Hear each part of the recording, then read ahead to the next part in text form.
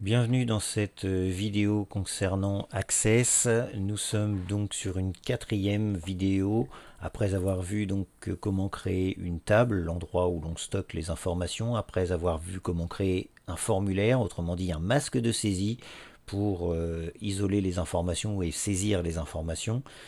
Après avoir vu dans une troisième vidéo comment créer des requêtes, autrement dit isoler certaines informations issues de la table et les ordonner. Nous allons voir donc dans une quatrième vidéo comment créer ce que l'on appelle un état. Alors qu'est-ce que c'est qu'un état sous Access? En fait, l'état c'est ni plus ni moins qu'une version beaucoup plus graphique des tables ou des requêtes que vous avez créées. Je m'explique. Vous avez vu ce qu'était une requête, vous avez vu comment apparaissait visuellement une table. Vous voyez que ce n'est ni plus ni moins qu'un tableau, ce n'est nullement agréable. Par conséquent, Microsoft, dans Access, a créé ce que l'on appelle un état. Et cet état vous permet justement de graphiquement donner quelque chose de beaucoup plus joli, beaucoup plus esthétique, un vrai document de travail. Pour cela donc, nous y allons. L'état, on va reprendre la base de données qui nous a servi pour les trois premières vidéos. On va reprendre les infos qui figurent donc sur cette base de données. Alors on n'en aura quasiment pas besoin aujourd'hui, voire même pas du tout, hein. On peut les laisser de côté, ça nous servira uniquement à la vérification. Nous avions donc nos trois tables, notre formulaire pour la saisie de fournisseurs, les requêtes que l'on a vues donc dans la vidéo précédente. Maintenant, dernier module, donc la création d'état. Alors je vous fais voir quand même, hein, si on voulait une liste fournisseurs, vous voyez, on aurait un tableau comme ça. Vous pouvez essayer de faire fichier imprimé, vous allez voir un tableau de ce même style. C'est franchement pas joli et pas très lisible. Donc, on va créer un état. Pour cela, comme les autres modules, vous allez sur l'onglet Créer. Vous sélectionnez, alors de préférence, sélectionnez la table, la source en tout cas d'information, donc la table ou la requête. Admettons, on va en faire deux. Admettons que l'on veuille par exemple la liste de nos fournisseurs. Je sélectionne ma table fournisseur. Là encore une fois, pour créer un état, vous avez plusieurs possibilités. Vous avez soit l'assistant état, ici, dont on va servir, soit la création de l'état. Alors pourquoi l'assistant état plutôt que l'état, alors que d'habitude on n'utilise pas l'assistant? Sur les vidéos précédentes, en tout cas, on n'a pas utilisé l'assistant, mais plutôt le module de base, module brut. Tout simplement parce qu'ici c'est quelque chose de graphique, et vous allez voir que ce n'est pas si facile que ça, graphiquement, de créer un état et de faire en sorte qu'il tienne sur un format classique, donc un format A4. Par conséquent, en utilisant l'assistant, tout va déjà être paramétré. Ensuite, on pourra le modifier et en faire ce que l'on veut. Donc, de préférence, on utilise l'assistant. Je clique donc sur Assistant État. Comme on utilise l'assistant, donc ça va être du pas à pas. Ici, on vous demande la table ou la requête que vous souhaitez utiliser. En l'occurrence, nous, on a dit notre table fournisseur, celle-ci. Quels sont les champs que vous voulez voir apparaître? Disons que l'on va faire apparaître notre liste de fournisseurs. Leur numéro à la rigueur ne nous importe pas. Donc le nom du fournisseur, le code postal, la ville éventuellement.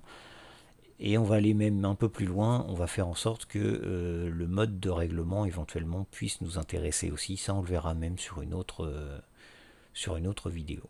Ou alors sur un autre module tout à l'heure. Donc ici, on a le nom, le code postal, la ville. On a la liste de nos fournisseurs. Je fais suivant. Souhaitez-vous ce que l'on appelle un niveau de regroupement? On va laisser ça de côté. On verra le niveau de regroupement juste après. Vous verrez, ça vous permet d'avoir ici des sous-titres. Des titres ou des sous-titres en l'occurrence. Hein, je peux vous faire voir très brièvement, ça va vous donner quelque chose comme ça. Bon, alors maintenant, il va falloir le supprimer, ce niveau de regroupement. Hop, voilà. Vous avez les petites flèches. Je fais suivant. On vous demande si vous voulez trier les informations. On a une liste de fournisseurs, ça va être assez conséquent, autant les trier dans l'ordre alphabétique du nom. Donc, le nom de fournisseur, ici. Je fais suivant. On me demande ensuite une disposition. Alors là, encore une fois, c'est au choix, hein. Vous voyez, vous avez un petit aperçu. Donc disposition des informations donc, de manière verticale, tabulaire ou justifiée.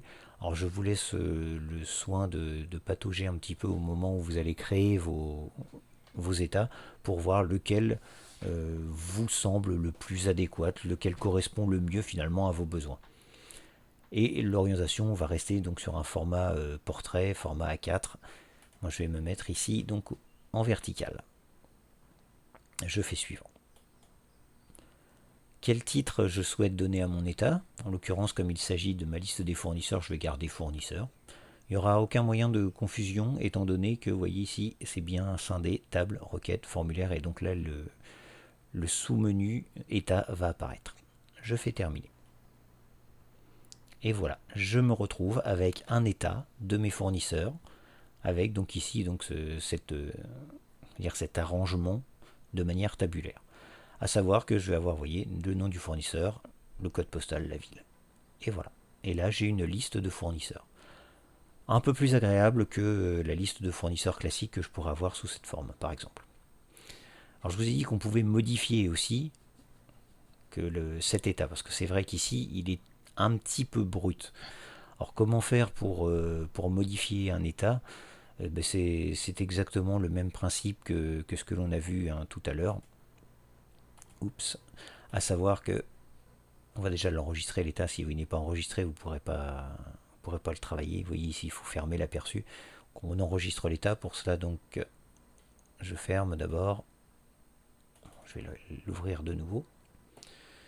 Et je vais me retrouver donc sur le mode création.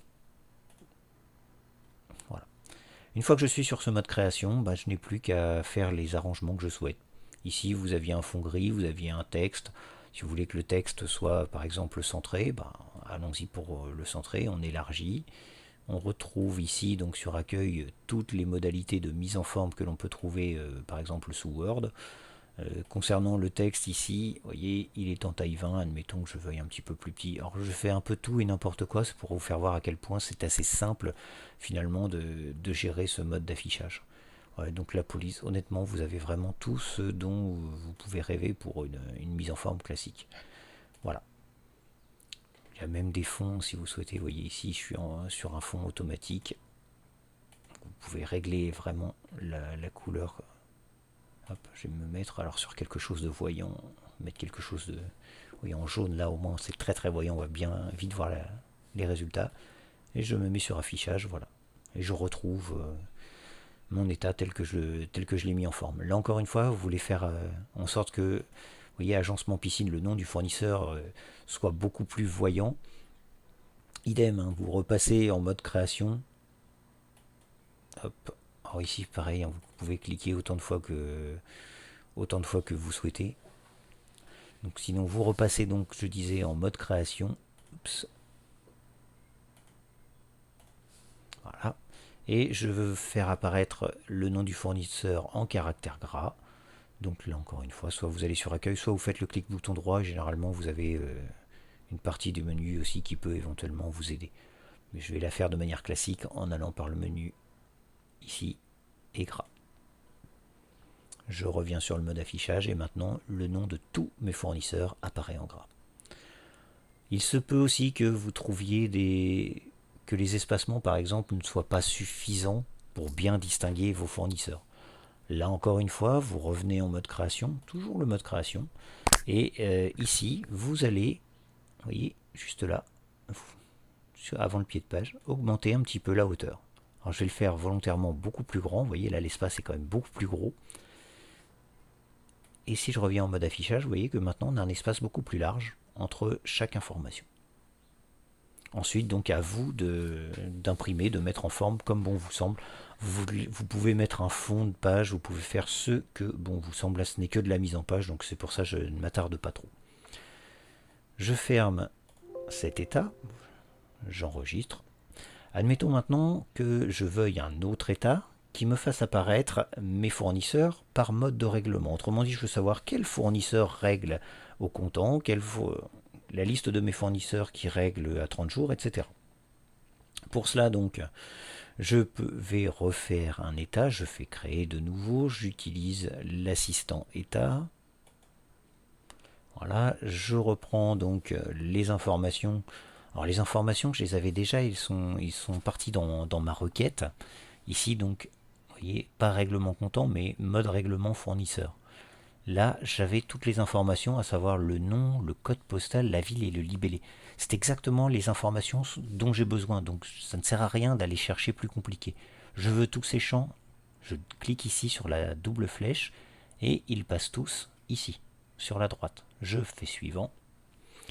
Et là, tout à l'heure, on vous a demandé si vous vouliez un regroupement. Je vous avais dit qu'on ne l'utiliserait pas, on ne l'utiliserait qu'après. Ben, on va l'utiliser maintenant. Ici, on va faire un regroupement, et on va faire un regroupement par libellé. Autrement dit, ici, tous ceux qui vont régler par chèque comptant, par chèque 30 jours fin de mois, etc., vont être listés par catégorie. Je fais suivant.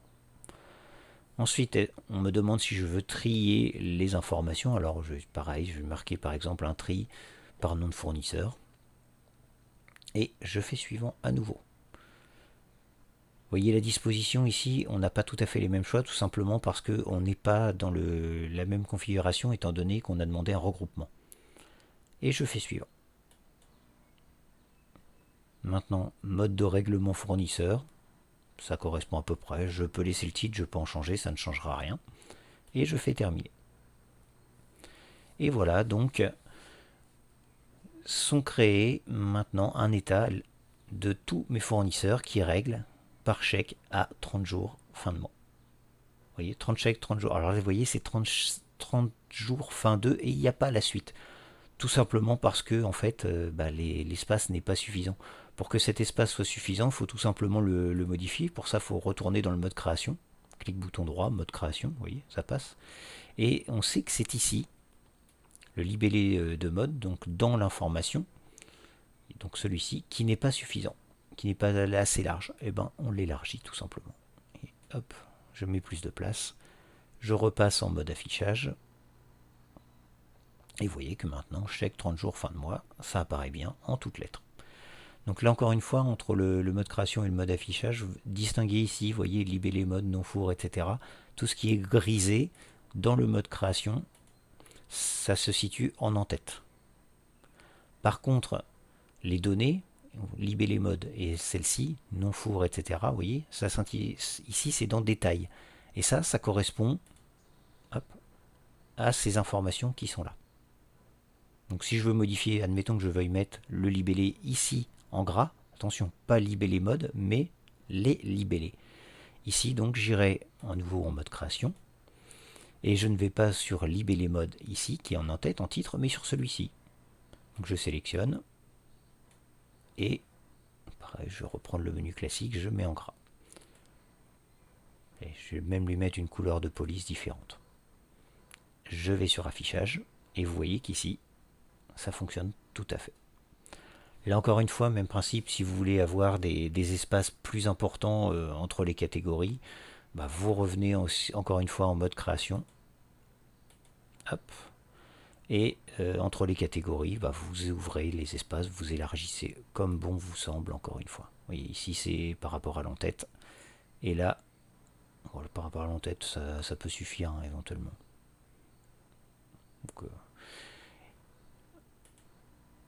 Donc là j'ai le format de page, tout est bon. Et là donc clic bouton droit, je repasse en mode affichage. Voilà. Et donc là j'ai un espace qui est suffisant. Voilà comment créer un état, voilà à quoi sert un état.